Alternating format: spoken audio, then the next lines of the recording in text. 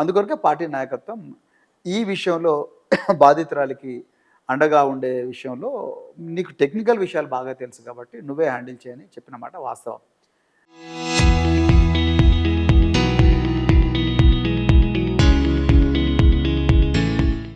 దాని అర్థం మిగతా వాళ్ళు చేయకూడదని కాదు. చాలామంది మాట్లాడుతున్నారు. మా మహిళా నాయకురాలు నిన్న అంబేద్కర్ బొమ్మ దగ్గర, అంబేద్కర్ విగ్రహం దగ్గర చాలా పెద్ద ఎత్తున చేశారు. మన నామన్గల్లో చేశారు.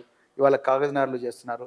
రాష్ట్ర వ్యాప్తంగా మైనర్ బాలికలకు, మహిళలకు రక్షణ లేదన్న విషయంలో పార్టీ ప్రతి చోట కూడా గళం విప్పుతూనే ఉంది.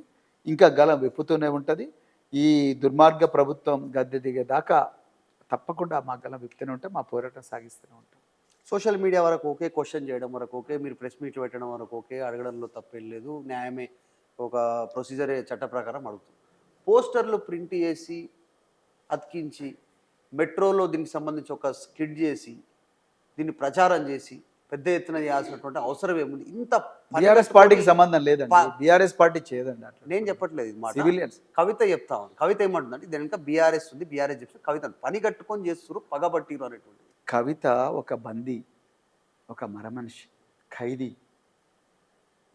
ఆమెకు స్క్రిప్ట్ ఇస్తున్నారు బీజేపీ, అదేవిధంగా కాంగ్రెస్. ఈ రెండు ఇస్తున్న స్క్రిప్ట్లోనే ఏమాత్రం తప్పులు లేకుండా, పొల్లు పోకుండా వల్లె వేస్తున్న ఒక మరమనిషి కవిత. అదేవిధంగా ఆమె ఒక బందీ. ఇప్పుడు ఆమె ఇట్లా మాట్లాడకపోతే ఆమెకు చాలా ఇబ్బందులు అవుతాయి. సో అందుకొరకే ఆమె అట్లా మాట్లాడుతుంది అంతే తప్ప ఇంకొకటి అవుతుందని నేను అనుకోవట్లేదు. పోస్టర్లు మేము వేయడం అంటే ప్రజలు వేసుకుంటారు, యాక్టివిస్టులు వేసుకుంటారు. ఇది ప్రజా ఉద్యమం.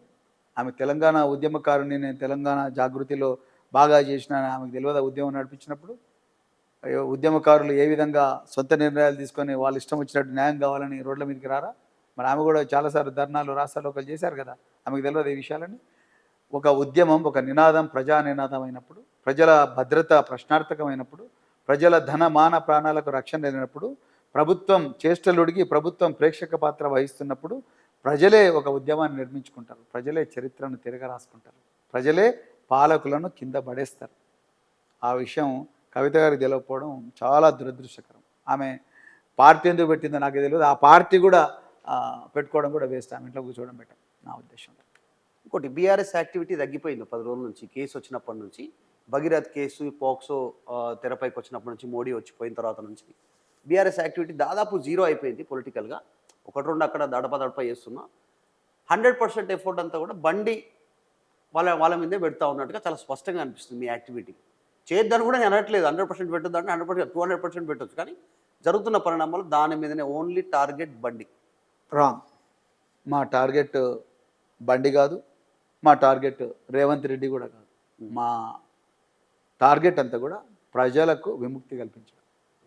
ఈ దోపిడీ పాలన, ఈ దుర్మార్గమైన పాలన, ఈ అసత్యాలతో కూడిన పాలన, ఆ పాలన నుండి తెలంగాణ ప్రజలకు విముక్తి కల్పించడమే మా టార్గెట్. అంతే. బండి మా లక్ష్యం కాదు, రేవంత్ రెడ్డి కూడా మా లక్ష్యం కాదు. మా నాయకుడు కేసీఆర్ గారు ఏనాడు కూడా, మళ్ళీ చెప్తున్నా మీకు, ఈ వ్యక్తుల పేర్లు 4 గోడల మధ్యలో జరిగే మీటింగ్లో కూడా తీసుకోడు. వాళ్ళకి అర్హత లేదు. ఆ విషయం అందరికీ తెలుసు. కేసీఆర్ గారు ఎన్నడూ కూడా వాళ్ళని అట్లా చేయండి, వీనికి వ్యతిరేకంగా ధర్నా చేయండి, వీనికి ఎన్నడూ చెప్పలేదు. ప్రజల కోసం పోరాడండి, తెలంగాణను రక్షించుకోండి. మనం ఒక స్థాయికి తీసుకొచ్చినాం. ఆ స్థాయి ఉన్న తెలంగాణ మళ్ళీ అగాధంలో పడిపోతున్నది. తెలంగాణను కాపాడుకోండి అని చెప్పిండు. మా టార్గెట్ తెలంగాణను కాపాడుకోవడమే మా లక్ష్యం. బండి సంజయ్ కాదు, చాలా చిన్నోళ్ళు వీళ్ళు. ఈ మహాప్రస్థానంలో వాళ్ళు చాలా చిన్నోళ్ళు. వాళ్ళు ఎలా ఉంటారు, రేపు పోతారు. ఇప్పుడు బండి సంజయ్ తప్ప జరిగినటువంటి ఇన్సిడెంట్లో ఆయన ఒకటి అన్నాడు, నా కొడుకుకు టైం ఇవ్వలేకపోయినా అనేటువంటి. ఆయన తప్పేముంది దీంట్లో? బండి సంజయ్ ఈరోజు కార్నర్ అంతా భగీరథ్ పక్కన పెడితే చిన్నపిల్లగాడు, మొత్తం టార్గెట్ బండి సంజయ్. వాటి నుంచి బీజేపీ. బండి సంజయ్ ఆయన కొడుకుకు టైం ఇవ్వలేకపోయినా అనడం అనేది ఆయన వ్యక్తిగతం. అంటే ఆయన కూడా వాస్తవానికి కింది స్థాయి నుంచి ఆ స్థాయికి ఎదిగి వచ్చాడు. తప్పకుండా ఆయన వచ్చిన విధానము అవన్నీ కూడా అప్రిషియబుల్. నేను డెఫినెట్గా అది అప్రిషియేట్ చేస్తాను. కౌన్సిలర్ స్థాయి నుంచి కేంద్ర మంత్రి స్థాయికి పోవడం, అది మార్గాలు ఏవైనప్పటికీ కూడా, భావజాలం ఏదైనప్పటికీ కూడా, సిద్ధాంతం ఏదైనప్పుడు కూడా ఆ స్థాయికి కూడా అప్రిషియబుల్. నేను కాదంటలేను. ఆ ప్రస్థానంలో నేను పిల్లలను పట్టించుకోలేకపోయినా, ఆ పిల్లల్ని పట్టించుకోలేకపోయినా కాబట్టి వాళ్ళు చేసిన తప్పులకు నన్ను నిందించకండి. నేనంతా కూడా నా జీవితం అంతా ప్రజల కోసమే చేసిన, అందుకొరకు నా పిల్లల్ని వదిలేసిన. ఇలా నా కుటుంబం మీద కావాలని కొంతమంది కుట్ర చేస్తూ ఉన్నారు. ఆ కుట్ర చేస్తున్నందువల్ల నా పరిస్థితి ఇట్లా అయిపోయింది. ఆ కుట్ర చేసిన వాళ్ళందరినీ కూడా నేను వదలని ఇవన్నీ కూడా హనుమంతుడు లంకనెట్ట విధంగా గాల్ చేసిండో నేను ప్రతి ఒక్కరిని కూడా గాల్ చేస్తా అని ఆయన అంటున్నారు. దీంట్లో 2-3 భాగాలు ఉన్నాయి. మొట్టమొదటిది సంజయ్ గారికి నేను చెప్పాలనుకున్నది ఏంటంటే, యాజ్ అ పేరెంట్గా, యాజ్ అ ఫాదర్గా, ఇప్పటికి కూడా ఈ సమస్యకు పరిష్కారం ఉంది. అది ఆయనకు తెలుసు. ఎట్లా పరిష్కారం అయితే సంజయ్కి తెలుసు, నేను చెప్పను. బండి సంజయ్ గారికి తెలుసు. రెండవది చెప్పొచ్చు కదా బయటకు చెప్పను అది ఆయన వ్యక్తిగతం, ఆయనకు తెలుసు ఆ విషయం. రెండవది అంటే పొన్నం ప్రభాకర్ చెప్పినటువంటి ప్రపోజల్ నేను చెప్పను నా స్థాయి కాదు, పొన్నం ప్రభాకర్ చెప్పను, నేను చెప్పను. తర్వాత రెండవది ఆయనకు తెలుసు ఏం చేయాలి. రెండవది పిల్లల పెంపకం విషయానికి వస్తే నిజంగా బండి సంజయ్ గారు ఒక ఘోరమైన తప్పు చేశారు. 2023లో ఈ అబ్బాయి దుండిగల్ పోలీస్ స్టేషన్ లిమిట్స్లో ఉండే మహేంద్ర యూనివర్సిటీలో ఒక విద్యార్థిని ఘోరంగా కొడతారు. ఆ వీడియో వైరల్ అవుతుంది. తర్వాత ర్యాగింగ్ కేసులో ఇంకొక వీడియో వైరల్ అవుతుంది, అది కూడా కేసు అవుతుంది. 2 ఎఫ్ఐఆర్లు అవుతాయి అదే పోలీస్ స్టేషన్లో. ఆ రోజు ఆ పిల్లవాడిని తీసుకుపోయి పోలీస్ స్టేషన్లకు అప్పగించాల్సిన బండి సంజయ్ గారు చిన్నపిల్లలు ఏదో కొట్టుకుంటారయ్యా, అంత మాత్రాన మనం దీనికి కేసులు గీసులు అనాలనా అని అన్నాడు. చూసిండ్రా, అది ఆ పిల్లలకి చాలా ధైర్యం ఇచ్చింది. Point number 1. పాయింట్ నెంబర్ 2, పిల్లలు బిహేవియర్ను తల్లిదండ్రులు ఇద్దరు రెగ్యులర్గా గమనించాలి. ముఖ్యంగా రాజకీయ కుటుంబాల్లో ఉండేవాళ్ళు, పవర్ఫుల్ ఫ్యామిలీస్లో ఉండేవాళ్ళు, చట్టసభల్లో ఉండేవాళ్ళు, అధికారులు, ఉన్నతాధికారులు కంటిన్యూస్గా వాచ్ పెట్టాలి. ఎందుకంటే విపరీతమైన అధికారం ఉంటుంది.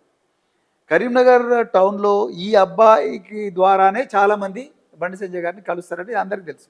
ఈ అబ్బాయి ఇంకో 2-3 ఉన్నారు, వాళ్ళ ద్వారానే కలుస్తారు. ఇతనికి కూడా ఒక టీం ఉన్నది. ఆ టీం అంతా కూడా తండ్రి కోసం కొడుకు పనిచేయడంలో తప్పులేదు. కానీ కొడుకు మీద ఒక వాచ్ పెట్టి వీడికి డబ్బులు ఎక్కడి నుంచి వస్తున్నాయి, వీని అకౌంట్లోకి ఎన్ని డబ్బులు వస్తున్నాయి, ఏం చేస్తున్నాడు, ఏం కారు కొనుక్కుంటున్నాడు, ఎవరితో తిరుగుతున్నాడు, ఎవరి దగ్గరికి పోతున్నాడు, వీళ్ళు మనకేమైనా ఫామ్ హౌస్లు ఉన్నాయా, ఫామ్ హౌస్లో పోతున్నాడు, ఎక్కడ పోతున్నాడు, ఈయనబడి ఎవరైనా అమ్మాయిలు తిరుగుతున్నారా, అది చూడాల్సిన బాధ్యత తండ్రిదే. రెండవది,